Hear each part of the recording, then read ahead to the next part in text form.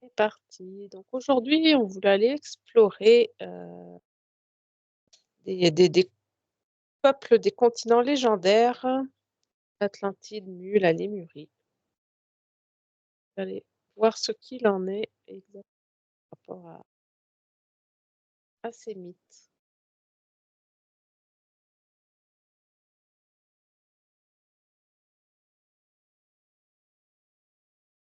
La triade. Ce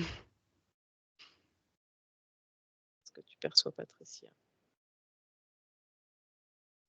Bah, déjà, la première chose que j'ai trois éléments là, comme ça, sur une linéarité, sur un fond bleu, donc la mer, l'océan. Voilà ce que j'ai. Et je vois que ça flotte au-dessus comme ça. Tu vois, c'est holographique, hein, ce que j'ai. Ça flotte, hein. Et puis dedans, on y met un peu ce qu'on veut. Voilà ce qui me vient là, tout de suite. D'accord, on y met ce qu'on veut. Dans quel sens? Les croyances. Je vois que c'est, on pourrait dire, un peu un bombardement. Comme tu vois des pleines de lasers qui rentrent à un endroit ou à un autre. C'est tous azimuts, en fait. Et ça veut dire que la symbolique, c'est que tout le monde fait grandir un petit peu toutes les croyances imaginables au sujet de ces continents-là, en fait. D'accord, donc ce Donc sont des égrégores finalement?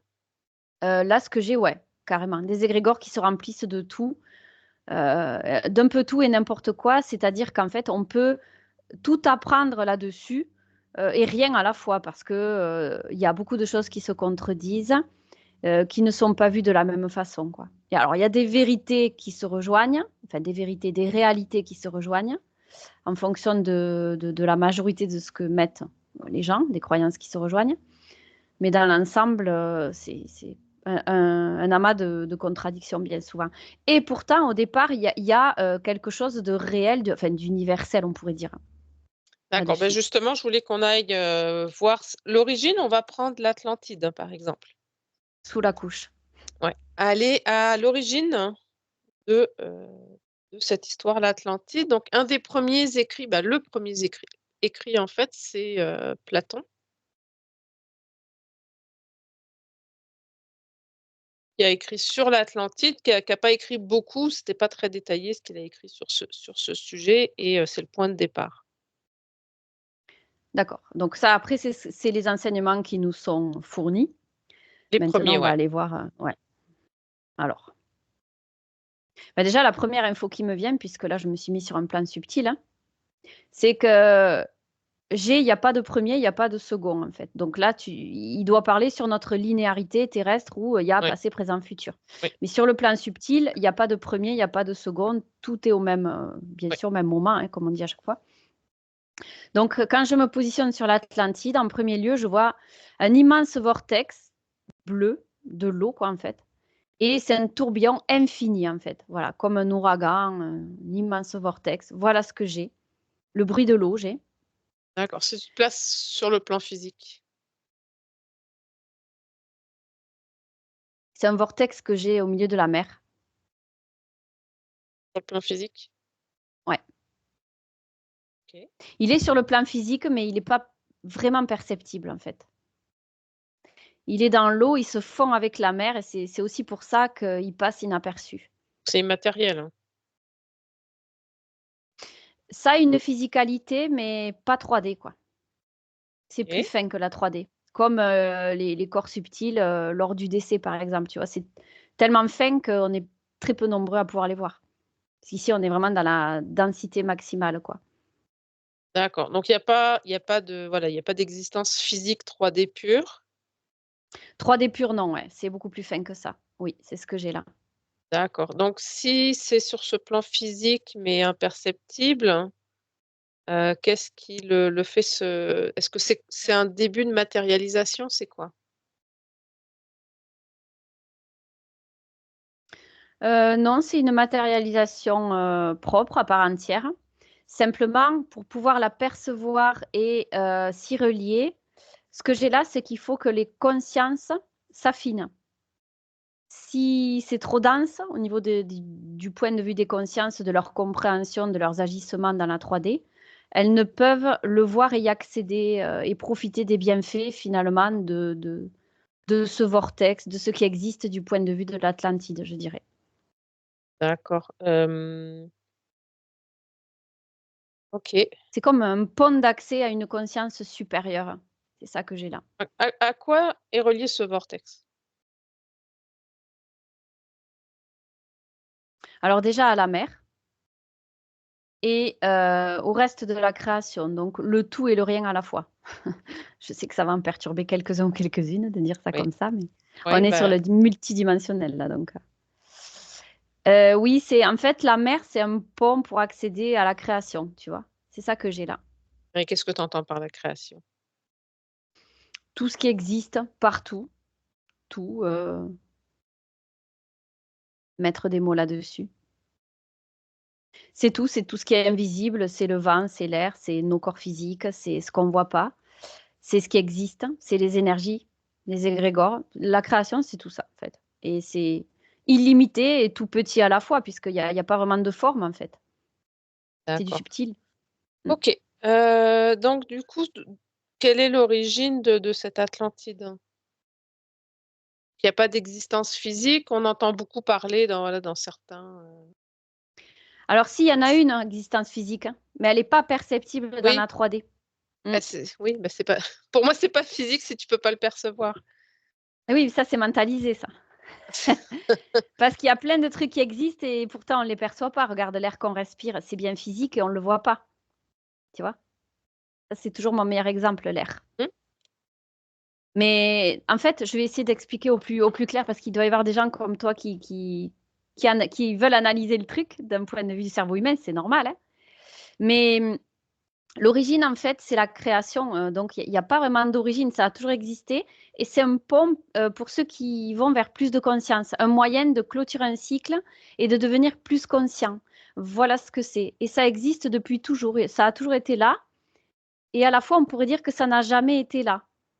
Je sais que c'est bizarre de dire ça, mais mmh. c'est le meilleur moyen que je puisse dire pour faire comprendre le truc. D'accord. Donc c'est un point d'accès vers des niveaux de conscience plus élevés. On peut dire ça comme ça? Exactement. Oui, et c'est à disposition pour ceux qui sont prêts à y aller, à l'expérimenter, à aller sur ce pont. Je vois qu'il y a un pas qui est fait vers ce pont-là. C'est un moyen d'aller vers plus de conscience, mais c'est pas accessible à tous. Voilà, il y en a qui ont accès, d'autres pas. Tout dépend du degré de conscience et de la finesse de la partie subtile en question, finalement. Parce que plus tu vas t'affiner, plus tu vas être conscient, plus tu vas accéder à ces choses-là. D'accord, donc quelle différence maintenant entre ce pont que tu perçois et toutes les informations qu'on a sur l'Atlantide? Là, la première chose qui me vient, c'est que ça a été brodé, ça a été féerisé, on pourrait dire. C'est-à-dire que comme c'était des perceptions des gens qui étaient surtout cartésiens, chercheurs, tout ça, la plupart en ont fait comme des contes en fait. Ils ont, en fonction des éléments physiques qu'ils avaient et qu'ils n'avaient pas réellement finalement, ils en ont fait des mythes, des croyances, des perceptions. Ça a été beaucoup astralisé aussi. Donc là, ce que je perçois, c'est que c'est le champ de tous les possibles, alors que ça a été limité par l'esprit humain avec tout ce qu'on en a dit. Voilà ce que j'ai. D'accord, OK. OK, donc voilà, toutes les histoires d'Atlantide, finalement, voilà, c'est plus un égrégore astral. Ce qui en était fait, oui. OK, Alors que pour mais autant, ça a existé. en Ça a tant existé dans le que en tant que continent avec, des personnes qui ont vécu. Oui, tout à fait, parce qu'il y a quand même des civilisations, ce qu'on dit sur les civilisations anciennes qui étaient plus évoluées, ça a existé. Pour ceux qui ont pu monter en conscience, qui ont pu expérimenter l'Atlantide, effectivement. Après, c'était structuré holographiquement en cité, citadelle, personnes conscientes. Il y avait même des castes selon les niveaux de conscience. Tout ça, ça a bien existé, mais uniquement pour ceux qui ont réussi à y accéder, à l'expérimenter. C'est-à-dire qu'encore une fois, c'est holographique. Tout le monde n'a pas pu avoir accès à ça. Tu vois, c'est comme quand tu décèdes, par exemple.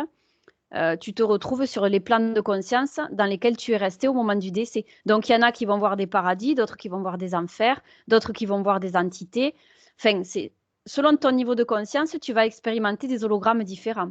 Et là, pour l'Atlantide, cet hologramme-là, où il y a eu des citadelles, etc., ça a effectivement été expérimenté pour bon nombre de consciences, mais pas pour toutes. Certaines ne l'ont pas vu et ne le verront jamais, puisqu'elles ne sont pas sur cette fréquence-là. Tu vois ce que je veux dire?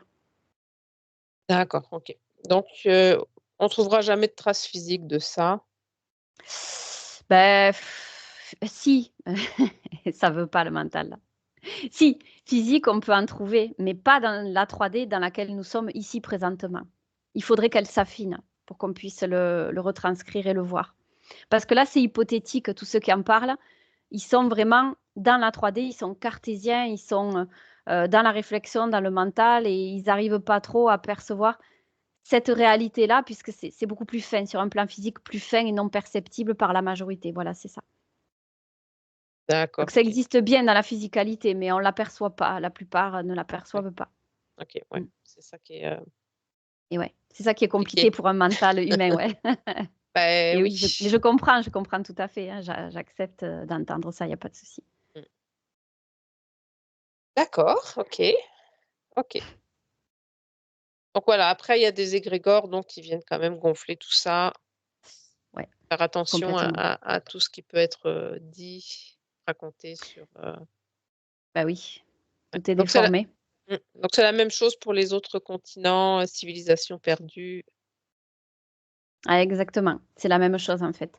Sur notre point de vue 3D, on les compartimente, on les met sur des frises chronologiques, c'est-à-dire qu'on nous dit que la Lémurie, par exemple, elle se trouve sur le continent, non, pardon, l'Atlantide se trouve dans l'océan Atlantique, Atlantique, ouais, du côté ben, entre l'Amérique et la Europe. côté France, Afrique, tout ça, de ce côté-là, ouais. On ne sait pas trop, c'est hypothétique, on nous dit que c'est là.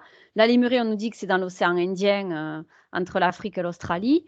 Et le continent Mu, on nous dit que c'est du côté de l'Australie à droite et entre l'Australie et l'Amérique du Sud, quoi.